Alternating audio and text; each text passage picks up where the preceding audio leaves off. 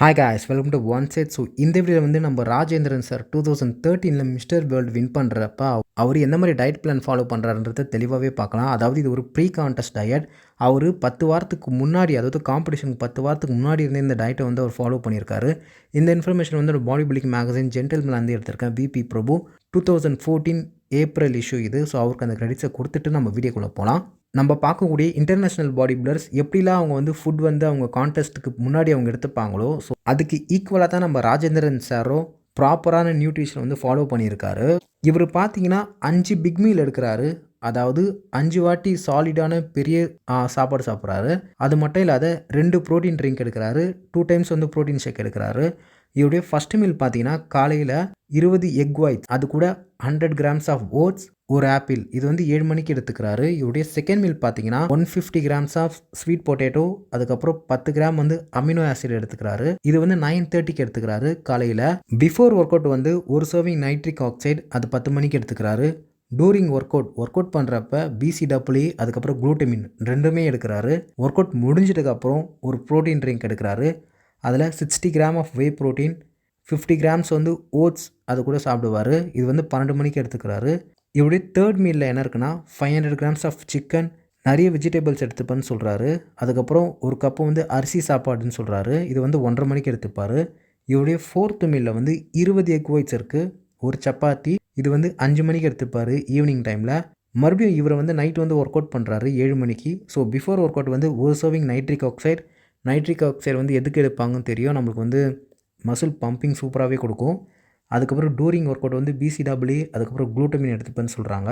After work out வந்து 60 gram of whey protein, அதுக்கப்புறம் 50 grams வந்து ஓட்ஸ் எடுத்து பண்ணுறாங்க. அது வந்து 9 மணிக்கு. அதுக்கப்புறம் உடைய ஃபிஃப்த்து மீல் பார்த்தீங்கன்னா 500 கிராம்ஸ் வந்து ஃபிஷ் எடுத்துப்பார். அதுக்கப்புறம் நிறைய வெஜிடபிள்ஸ். ஸோ இது வந்து 10 மணிக்கு எடுத்துப்பார். ஸோ இவர் கொடுக்கப்பட்டிருக்க இவருடைய டயட் சார்ட் பார்த்தீங்கன்னா ரொம்பவே சூப்பராக இருக்குது. ஒரு ப்ராப்பரான ஒரு ஒலிம்பியன் பாடி பில்டர் எடுக்கிற அளவுக்கு இவருடைய டயட் வந்து ரொம்பவே சூப்பராக இருக்குது. இவர் இங்கே கொடுக்கக்கூடிய டிப்ஸை பார்க்கலாம். ஸோ இவருடைய டயட்டில் வந்து என்ன மாதிரிலாம் இவர் ஃபாலோ பண்ணியிருக்கான்றதையும் இங்கே தெளிவாக கொடுத்துருக்காரு. ராஜேந்திரன் மணி என்ன சொல்கிறாருன்னா, அவர் தூங்க போகிறப்ப எந்த ஒரு கார்போஹைட்ரேட் ஃபுட்டும் அவர் எடுத்துக்க மாட்டார், கம்ப்ளீட்டாக அவாய்ட் பண்ணுறவன்னு சொல்கிறாரு. அவர் ஃபிஷ்ஷுக்கு தான் அதிகப்படியான முக்கியத்துவம் கொடுப்பாரு சிக்கனை விட. ஏன்னா டயட்டிங் பீரியடில் சிக்கனை சாப்பிட்றது கொஞ்சம் கஷ்டமாக இருக்குன்றாரு. ஃபிஷ் வந்து அவரால் ஈஸியாக வந்து மெண்டு முழுங்க முடியும்னு சொல்கிறாரு. மேலை நாட்டான அமெரிக்கா, ஸோ இந்த மாதிரி கண்ட்ரியில் வந்து எக் ஒயிட்ஸை வந்து தனியாகவே லிக்விடாக வந்து அவங்க விற்பாங்க சூப்பர் மார்க்கெட்டில். ஸோ நம்ம போய் ஈஸியாக எடுத்து வாங்கிட்டு பை பண்ணிவிட்டு நம்ம வந்து குக் பண்ணி சாப்பிடலாம். பட் இங்கே வந்து அந்த மாதிரி வசதிலாம் இன்னும் வரல. இதனால் அவர் என்ன பண்ணுவார்னா, அதாவது ராஜேந்திரன் சாரோட ஒய்ஃப் இருக்காங்களா, அவங்க பேர் ஜெயந்தி. அவங்க வந்து 20 எக் ஒயிட்ஸை வந்து ரொம்பவே லைட்டாக குக் பண்ணி அதில் வந்து பெப்பர் போட்டு அவருக்கு வந்து சாப்பிட கொடுப்பாங்க. ஸோ அவருடைய ஒய்ஃப் வந்து ரொம்பவே ஹெல்ப் பண்ணியிருக்காங்க போல. இங்கே ரொம்பவே நல்ல விஷயம். சம்டைம்ஸ் அவரால் 20 எக் ஒயிட்ஸ்லாம் காலையில் எழுந்த உடனே சாப்பிட முடியாது, கொமட்ட ஆரம்பிச்சிடும். எல்லாருக்குமே அப்படி தான். ஸோ அவருக்கும் அதே மாதிரி தான் இருந்திருக்கு. அதனால் அவர் என்ன பண்ணுவார்னா, அவர் எழுந்த உடனேயும் வே ப்ரோட்டீனை வந்து அந்த எக் ஒயிட்ஸ் கூட லைட்டாக மிக்ஸ் பண்ணி, அது கூட பப்பாயாவை ஆட் பண்ணி, அதாவது அந்த எக் ஒயிட்ஸ் வந்து குக் பண்ணி தான் இருப்பாங்க லைட்டாக, அது கூட பப்பாயா, அதுக்கப்புறம் வே ப்ரோட்டீனை ஆட் பண்ணி மிக்ஸ் பண்ணி அவர் சாப்பிடுன்னு சொல்லியிருக்காரு. ஸோ இப்படி சாப்பிட்றதுனால அவருக்கு வந்து ஒரு ஷேக் டேஸ்ட் வந்து கிடைக்கும்னு அவர் இங்கே சொல்கிறாரு. 500 கிராம்ஸ் ஆஃப் சிக்கன் சாப்பிடுன்னு சொல்லியிருக்காரு. அதாவது சிக்கனோட பிரெஸ்ட்டு மட்டும் அதை வந்து நல்லா தண்ணியில் பாயில் பண்ணிவிட்டு, அந்த தண்ணியில் இருக்க ஃபேட்லாம் போகிற அளவுக்கு அந்த சிக்கனை நல்லா வடிகட்டிட்டு தென் வந்து அவர் வந்து குக் பண்ணி சாப்பிடுவேன்னு சொல்லியிருக்காரு. நிறைய வெஜிடபிள் சாப்பிடுவார். அதில் வந்து என்னென்ன இருக்குன்னா பீன்ஸ், கேரட், பீட்ரூட், கேப்சிகான், ஸோ இந்த மாதிரி நிறைய வெஜிடபிள் சாப்பிடுவேன்னு சொல்லியிருக்காரு. எப்பப்போலாம் ஒரு நைட்டில் வந்து பசிக்குதோ, அதாவது நள்ளிரவில் சொல்லியிருக்காங்க, சம்டைம்ஸ் நடுவில் பசிக்கும் கேலரி டிஃபிஷியன்ட் போயிட்டாங்கன்னா கண்டிப்பாக. ஸோ அந்த டைமில் வந்து அவர் பப்பாயா, அதுக்கப்புறம் பிசிடபிள்யூ, ஸோ இதை வந்து கம்பைன் பண்ணி சாப்பிடுவேன்னு சொல்லியிருக்காரு. அவர் எந்த மாதிரி டேனிங், அதாவது நம்ம அவர் பாடியில் வந்து பெயிண்ட் பண்ணுவாங்கள்ல, அந்த டேனிங் சொல்லுவாங்க, அந்த டேன் பேரும் அவர் வந்து இங்கே சொல்லியிருக்காரு. அது வந்து ட்ரீம் டேனா. அவர் வந்து எப்பவுமே ரெட் பிரான்ஸ் கலர் தான் யூஸ் பண்ணுவேன்னு சொல்லியிருக்காரு.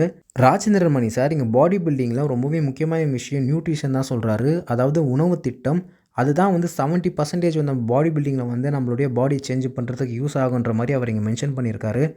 அதாவது நியூட்ரிஷன் வந்து 70%, அதாவது நம்மளுடைய டயட் உணவு திட்டம், மீதி 30% ஒர்க் அவுட் தான் வந்து ரிமைனிங் இருக்க நம்மளுடைய பாடி பில்டிங் ஜேர்னியை வந்து கம்ப்ளீட் பண்ணுற மாதிரி அவர் சொல்லியிருக்காரு. அதாவது 70% வந்து டயட் தான், மீதி 30% தான் நம்ம பண்ணுற ஒர்க் அவுட். ஸோ டயட் தான் நம்ம பாடியை வந்து கம்ப்ளீட்டாக சேஞ்ச் பண்ணும். இது வந்து பேசிக் இன்ஃபர்மேஷன். ஸோ எல்லாருக்குமே இது தெரியும்.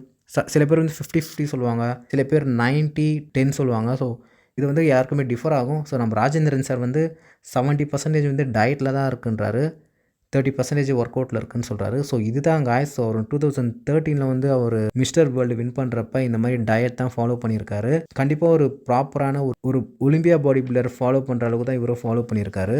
ஸோ அவ்வளோதான் guys இந்த வீடியோ. நீங்கள் பாடி பில்டிங் காம்படிஷன் பண்ணுற மாதிரி இருந்தால் கண்டிப்பாக இந்த இன்ஃபர்மேஷன் உங்களுக்கு யூஸ்ஃபுல்லாக இருக்கும். ஃப்ரெண்ட் யாருனாச்சும் ஜிம்முக்கு போகிறவங்களா இருந்தனா உங்களுக்கு இந்த வீடியோவை ஷேர் பண்ணுங்கள். ஸோ அவங்களும் தெரிஞ்சுக்கிட்டோம். ஸோ அவ்வளோதான் guys இந்த வீடியோ. ஏதாச்சும் டவுட்னா கீழே கமெண்ட்டில் கேளுங்க. ஸோ பாடி பில்டிங் இன்ஃபர்மேஷன் பற்றி தெரிஞ்ச சப்ஸ்கிரைப் பண்ணிங்க guys. தேங்க்ஸ்.